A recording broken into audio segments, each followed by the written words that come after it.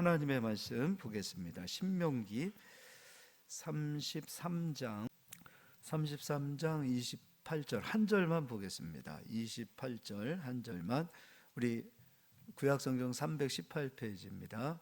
우리 다 같이 합독하여 읽겠습니다.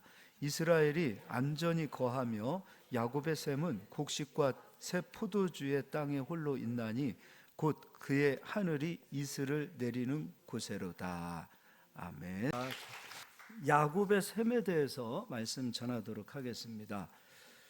먼저 우리 본문 말씀을 다시 한번 읽어보도록 할게요. 28절입니다. 이스라엘이 안전히 거하며 야곱의 샘은 곡식과 새 포도주의 땅에 홀로 있나니 곧 그의 하늘이 이슬을 내리는 곳에로다. 야곱의 샘에 대해서 이스라엘이 안전히 거할 때에 야곱의 샘을 주시겠다. 또 야곱의 샘이 있기에 곡식과 새 포도주의 땅에 홀로 있는 복을 얻게 되어지고, 근데 그 복은 어떤 복인가? 곧 그의 하늘이 이슬을 내리는 곳에로다. 그러니까 야곱의 샘이라는 것은 저주가 아니라 축복이죠. 이 축복이 우리에게 와야 되겠지요. 그래서 저는 우리 성도님들 또 저도 마찬가지고 이 야곱의 샘이라는 축복을 우리가 다 누리고 또 야곱의 샘을 좀 준비하는 저희들이 되었으면 좋겠습니다. 자, 이번에는요 출애굽기 15장을 가서 보겠습니다. 출애굽기 15장.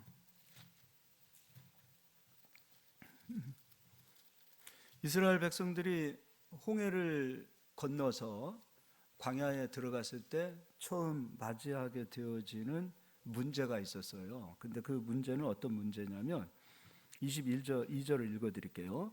모세가 홍해에서 이스라엘을 인도하매 그들이 나와서 수르 광야로 들어가서 거기서 사흘 길을 걸었으나 물을 얻지 못하고, 광야길을 걸어가는데 물을 얻지 못했어요. 근데 물을 만납니다. 근데 물을 만나는데 물이 써서 마실 수 없는 상황이 됐어요. 그래서 23절에 마라에 이르렀더니 그곳 물이 써서 마시지 못하겠으므로 그 이름을 마라라 하였더라. 24절 백성이 모세에게 원망하여 이르되 우리가 무엇을 마실까 하매 모세가 여호와께 부르짖었더니 여호와께서 그에게 한 나무를 가리키시니 그가 물에 던지니 물이 달게 되었더라. 거기서 여호와께서 그들을 위하여 법도와 율례를 정하시고 그들을 시험하실세. 이스라엘 백성들을 하나님께서 시험하신다라고 했어요. 근데 무엇을 시험하시는가? 26절 이르시되 너희가 너희 하나님 나 여호와의 말을 들어 순종하고 내가 보기에 의를 행하며 내 계명에 귀를 기울이며 내 모든 규례를 지키면 내가 애굽 사람에게 내린 모든 질병 중 하나도 너희에게 내리지 아니하리니 나는 너희를 치료하는 여호와임이라. 그러니까 이스라엘 백성들은 애굽에서 430년 동안 살았죠. 근데 애굽의 당시의 문화, 애굽의 지식, 또 애굽이 가지고 있었던 그 지혜는 세계 최고라고 말할 수 있지요. 그들이 가지고 있는 그 지혜와 지식, 그리고 그들이 가지고 있는 그 문화 속에서 살았던 사람들이 이스라엘 백성들이에요. 그러니까 이들의 머릿속은 온통 애굽의 지식으로 채워져 있는 사람들입니다. 근데 하나님께서 말씀하시길 너희가 애굽의 지식, 그 세상의 지식을 그대로 살게 되어지면 쓴물이 나올 것이고, 또 애굽 사람에게 내렸던 그 질병은 너희들을 쫓아갈 것이다. 근데 반대로 하나님의 말씀을 너희 속에 새기고 말씀을 듣고 또 말씀을 마음에 두고 또 말씀이 너희들을 이끌게 되어지면 단물이 나올 것이고 애굽의 질병은 너희에게서 떠나갈 것이다. 그걸 말씀해 주시는 겁니다. 그러면 샘이라는 것은 그 히브리어로 아인이라는 뜻이고 가치관이라는 뜻이라고 제가 예전에 설명해 드렸죠. 그러니까 이 샘은 물론 우리가 마시는 이 땅에서 이렇게 나오는 그 샘도 샘이지만 하나님께서 우리에게 말씀하시는 샘은 우리의 심령이 샘이다라는 거예요. 우리의 심령의 샘이다. 우리 심령이 샘이다. 그 심령에 말씀이 담기면 단물이 나오고 그 심령에 세상 지식이 담기면 쓴물이 나온다라는 거예요. 그래서 단물이 나오는 샘을 가리켜서 야곱의 샘이다라고 말하는 거예요. 쓴물이 나오는 상태가 되어질 때도 있겠지요. 그래서요, 우리의 샘이 깨끗해야 되겠지요. 제가 샘에 대해서는 좀 계속 얘기를 좀 해드리려고 그래요. 그래서 우리는 이 샘 관리를 잘해야 돼요. 우리의 심령, 우리의 마음을 관리를 잘해야 돼요. 이 마음이 깨끗할 때 비로소 우리는 야곱의 샘, 그리고 단물이 나오는 축복을 누리는 자들이 되는 겁니다. 근데 이 이야기를 야고보 사도가 얘기를 해요. 야고보서를 가서 보겠습니다. 야고보서 3장입니다.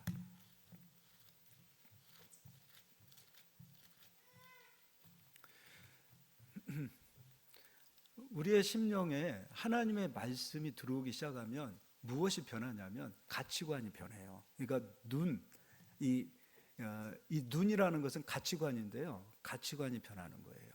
근데 가치관이 변하면 언어가 변하기 시작해요. 그러니까 마음이 변하면 가치관이 변하고 가치관이 변하면 언어가 변하기 시작하는 거예요. 그래서 예수님께서 그런 말씀하셨죠.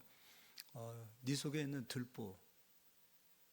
들보를 빼지 않으면 그걸 빼지 않으면서 왜 형제에 있는 그 티를 자꾸 보려고 하느냐.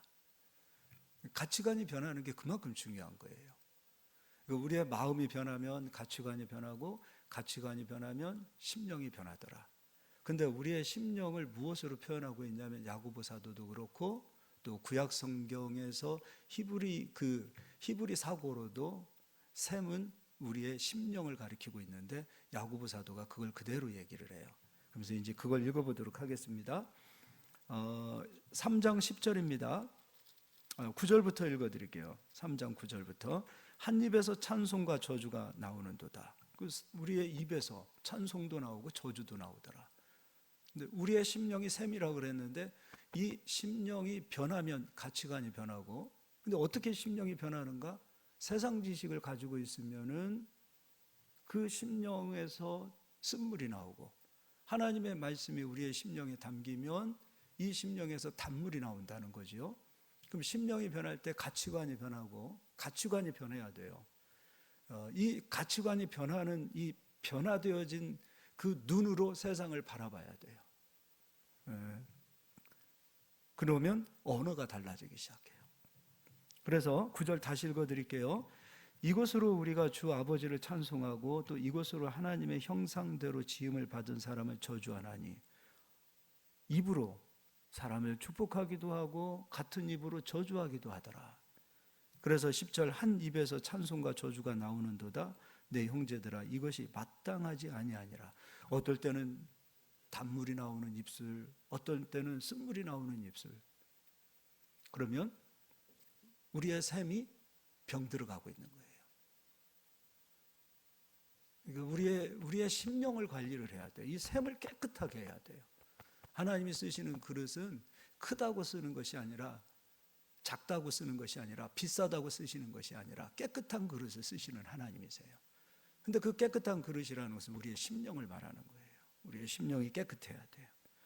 그래서 11절 샘이 한 구멍으로 어찌 단물과 쓴물을 내겠느냐. 야고보 사도가 이 얘기를 하는 거예요.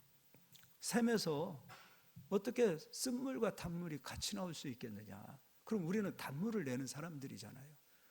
오늘 찬송가 부를 때 예수님이 십자가에서 죽으셔서 그 보혈의 피로 우리를 살리시고, 예수를 믿는 자들은 하나님 자녀되는 권세를 주셨고 성령을 우리에게 주셨잖아요. 우리는 성령 받은 사람들인데 어떻게 이 샘에서 쓴물이 나오고 저주가 나오고 남에 대해서 허물을 말하고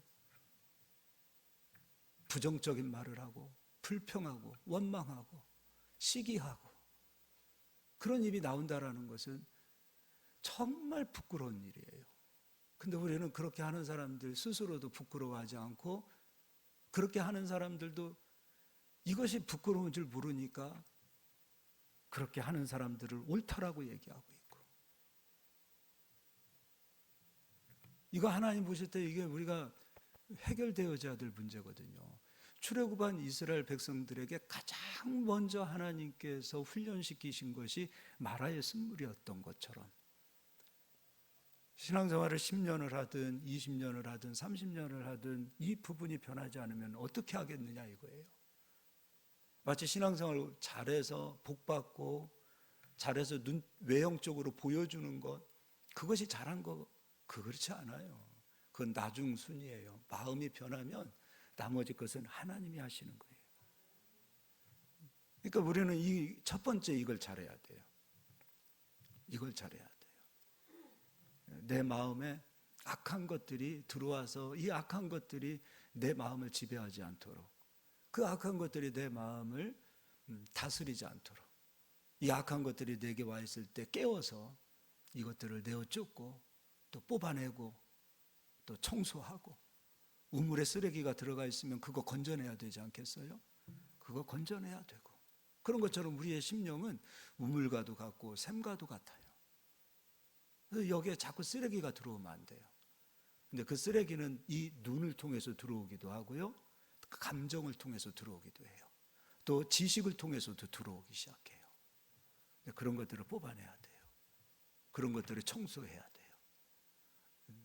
나쁜 감정들이 있어요. 그런 것도 뽑아내야 돼요. 미워하는 감정들이 있잖아요. 그런 것도 뽑아내야 돼요. 그래서 우리는 이 심령을, 이 샘을 깨끗하게, 정말 깨끗해야만이 돼요. 그래야 단물이 나와요. 다시 한번 정리를 해드릴게요. 우리의 마음이 샘이다. 우리의 심령이 샘물이다. 그런데 우리의 심령이 변화되어져야만이 가치관이 변하고, 가치관이 변해야만이 입술의 언어가 변하더라. 우리가 오늘 하나님 앞에 찬양을 열심히 불렀는데 나가자마자 남 흉보고 세상 얘기하고 부정적인 얘기하고 안 된다 그러고 남 흉보고, 그러면 오늘 예배 안 드린 거예요. 외형적으로는 드린 것이나 하나님 보실 때는 하나님 조롱하는 거예요. 이사야 선지자에게 하나님께서 이스라엘 백성들을 경고했을 때 양 잡고 소 잡고 피 흘리는 제사를 내가 기뻐하는 줄 아냐? 그것보다도 진리와 공의를 지키는, 정말 하나님 말씀을 두려워 떨며 그 말씀대로 살려고 하는 이스라엘 백성들의 삶을 나는 원한다. 우리도 마찬가지 아닙니까? 오늘 우리가 입 벌려 찬양하고 예배했으나 이 한 시간 끝나고 나갔을 때 입에서 하나님이 기뻐하시지 아니하는 그 언어들이 나오면 하나님 똑같이 말씀하실 거예요. 너희는 맨날 예수만 잡아 죽이는 노래를 부르고 있고 예수님 피 흘린 것만 너희들은 고백하고 있지만 왜 너희들은 입술을, 너희들의 마음은 그리스도를 담지 못하고 있느냐? 그건 예배가 아니다. 그렇게 책망하실 거예요.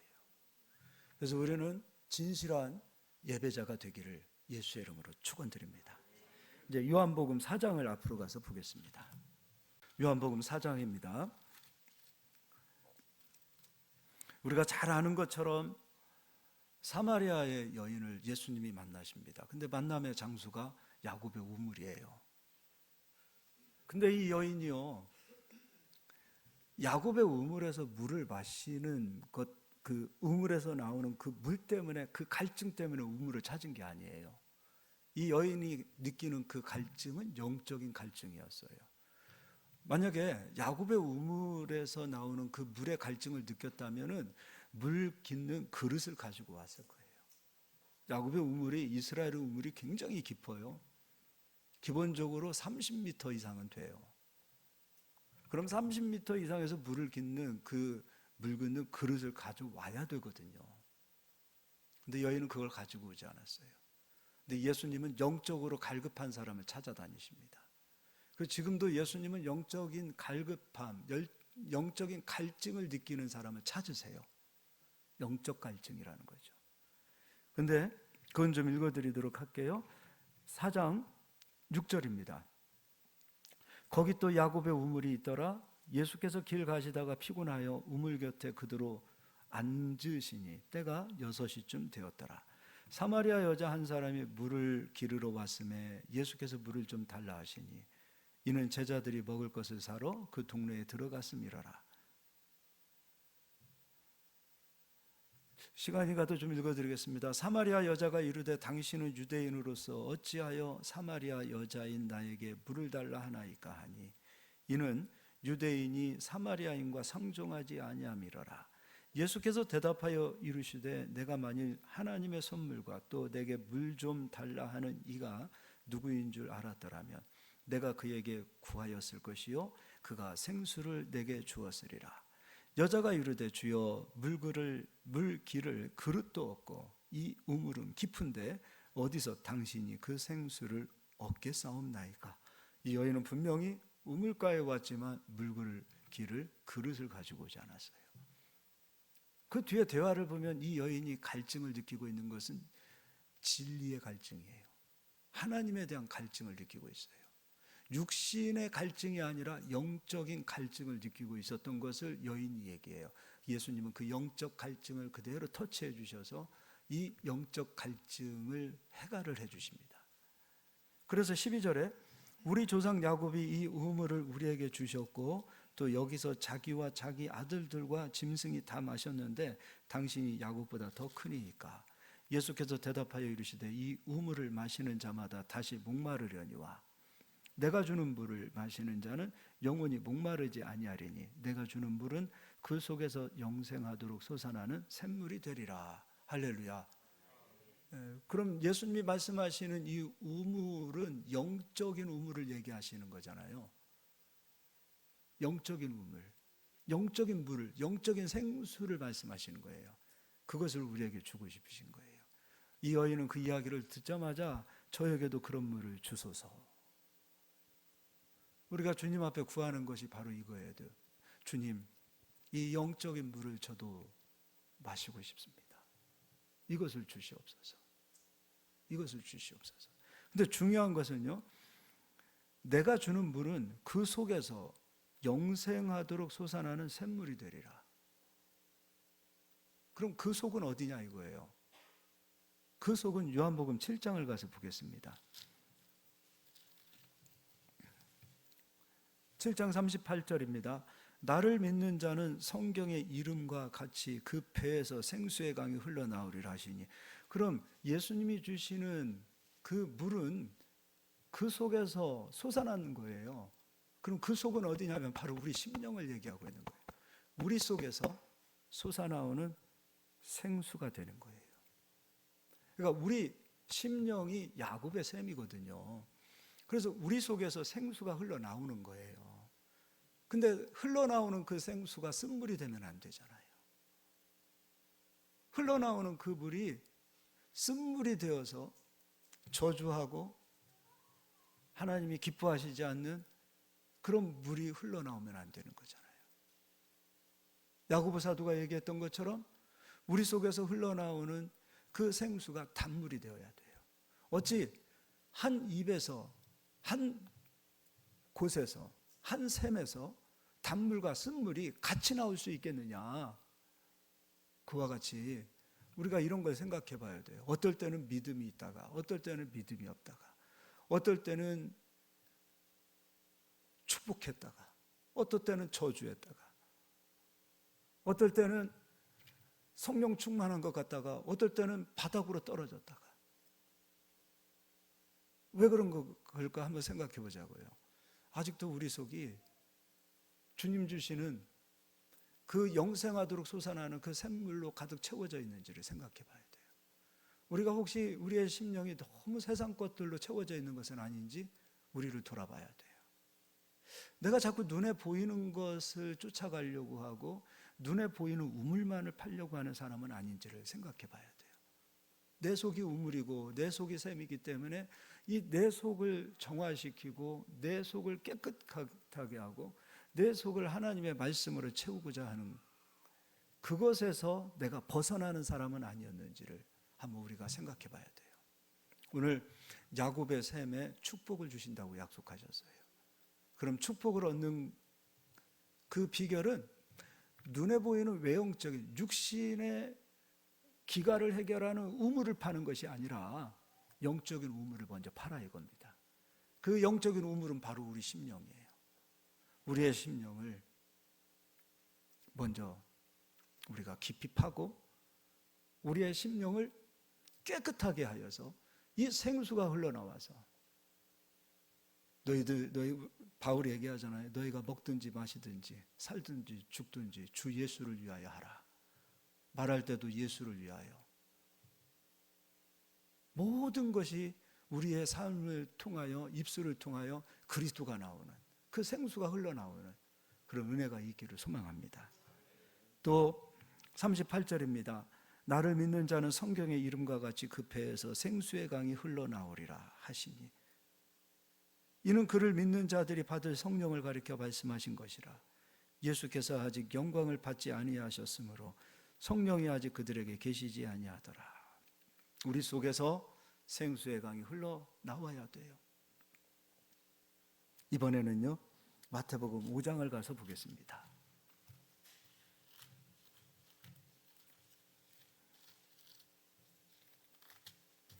예수님께서 복 있다라고 하시는 그 복이 어떤 복인지 우리가 예수님 말씀하신 그 팔복에 대해서 이제 한번 읽어보도록 하겠습니다. 제가 읽어드리겠습니다. 입을 열어 가르쳐 이르시되 5장 2절 입을 열어 가르쳐 이르시되 심령이에요. 심령이 가난한 자는 복이 있나니 천국이 그들의 것이며 우리의 심령이 샘이라 그랬어요. 우리의 심령이 가난한 자가 복이 있나니 천국이 그들의 것이며 애통하는 자 이것도 심령이죠. 애통하는 자는 복이 있나니 그들이 위로를 받을 것이며 무엇을 애통하는 겁니까? 우리 소아평의 책 그 하나님께 올려드리는 그 기도 가운데 소아평이 있어요. 그 소아평은 애통함이에요.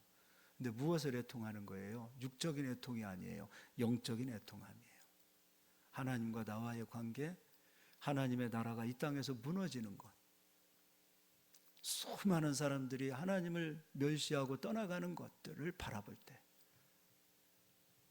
정의와 진리와 공의가 멸시를 당하고 불법과 죄악과 모략과 술수들이 세상을 이끌어가는 모습을 바라볼 때 그런 것을 보고 애통해야 하는 거예요. 또 5절입니다. 온유한 자가 복이 있나니 이것도 심령이에요. 우리의 샘을 말하는 거예요. 온유한 자가 복이 있나니 그들이 땅을 기업으로 받을 것이며 먼저 심령이 되어야 복을 받는 것이지 복을 쫓아가는 사람이 되면은 이방 신들을 섬기는 것과 뭐가 다르냐 이거예요. 우상 섬기는 것과 뭐가 다릅니까? 점치고 무당에게 찾아가는 것과 뭐가 다릅니까? 복의 가치를 완전히 변화시켜야 되겠지요. 자꾸 물질적인 것, 세상적인 이 복이 복의 전부다라고 생각을 하고 있으니까 우리가 하나님을 하나님으로 예배하지 못하는 거예요. 복은 우리의 심령이 변화되는 거예요. 그리고 6절입니다. 의에 줄이고 목마른 자는 이것도 심령을 얘기하죠. 의에 줄이고 목마른 자는 복이 있나니 그들이 배부를 것이며 긍휼히 여기는 자는 이것도 우리의 심령을 얘기하겠죠. 우리의 마음에서 긍휼이 있어야 돼요. 긍휼히 여기는 자는 복이 있나니 그들이 긍휼히 여김을 받을 것이며 8절 마음이 이것도 심령이죠. 마음이 청결한 자는 복이 있나니 그들이 하나님을 볼 것이며 우리의 심령이 청결해야 돼요. 너무 세상 지식을 귀하게 세상 지식을 최고라고 여기고 사는 것도 여러분 그것도 죄예요. 마귀가 쓰고 귀신이 쓰는 최고의 전략이 뭐냐면 이 세상 지식이 그리스도의 십자가보다 크다. 이 세상 지식이 십자가의 도보다 더 지혜롭다. 그렇게 속이는 것이 마귀의 전략이죠. 그런데 여기에 많이 미혹되죠. 또 9절입니다. 화평하게 하는 자는 복이 있나니 이것도 우리의 심령이죠. 화평하게 하는 사람. 제가 그런 얘기했어요. 예전에 새벽에 얘기할 때 우리 이제 자녀들이 결혼을 하게 되어질 때 어떤 신랑이 최고고 어떤 며느리가 최고냐, 어떤 아내가 최고냐. 아무리 똑똑하고 아무리 유능하고 아무리 훌륭해도 분쟁을 일으키는 사람이 되면 안 된다. 화평케 하는 사람들이 있어요. 세상을 너무나 네모 각지게 사는 이 마음보다 둥그러진 마음이 좋은 것 같아요. 전 이게 복인 것 같아요.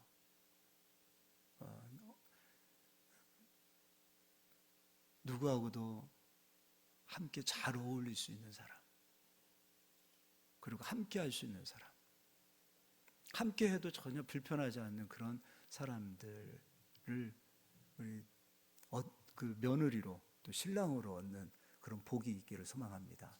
근데 그건 잘 기도 안 하더라고요. 막 믿음 좋게 해주세요. 또 뭐 여러 가지 놓고 기도하는데 화평케 하는 사람을 놓고는 잘 기도하지 않더라고요. 그 화평케 하는 사람이 결국 나중에 가 보세요.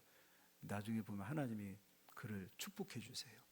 왜냐하면 장자권도 제가 얘기해 드렸죠. 장자의 마음의 첫 번째가 화평이에요. 장자의 그 복을 받은 자가 형제들과 화평하지 못하면 장자권 잃어버려요. 그래서 화평케 하는 그 복을 누리기를 예수의 이름으로 축복합니다. 9절 한번 다시 읽어드릴게요. 화평하게 하는 자는 복이 있나니 그들이 하나님의 아들이라 일컬음을 받을 것이며 의를 위하여 박해를 받는 자는, 이것도 심령이죠. 복이 있나니 천국이 그들의 것이미로다. 나로 말미암아 너희를 욕하고 박해하고 거짓으로 너희를 거슬러 모든 악한 말을 할 때에는 너희에게 복이 있나니. 그런 것으로 우리의 감정이 아프고 감정의 상처를 받지 마시고 오히려 우리가 진리를 따라가고 하나님 편에 섰을 때, 하나님을 사모했을 때, 그리스도를 위해서 살고자 할 때 우리가 겪게 되어지는 그러한 많은 고난이 우리에게 복이다. 누군가 우리에게 악한 말을 할 때도 그것이 복이다. 그것으로 상처를 받지 마시고 아파하지 마시고 그걸 복으로 여길 수 있기를 바라요. 그래서 나쁜 감정이 이 심령 안에 들어와서 그 나쁜 감정이 나를 지배하지 않도록 그 나쁜 감정을 빼낼 수 있는 그런 복 있는 마음들을 다 갖기를 소망합니다. 옆 사람 인사하겠습니다. 야곱의 샘의 축복을 받읍시다. 네, 기도하겠습니다.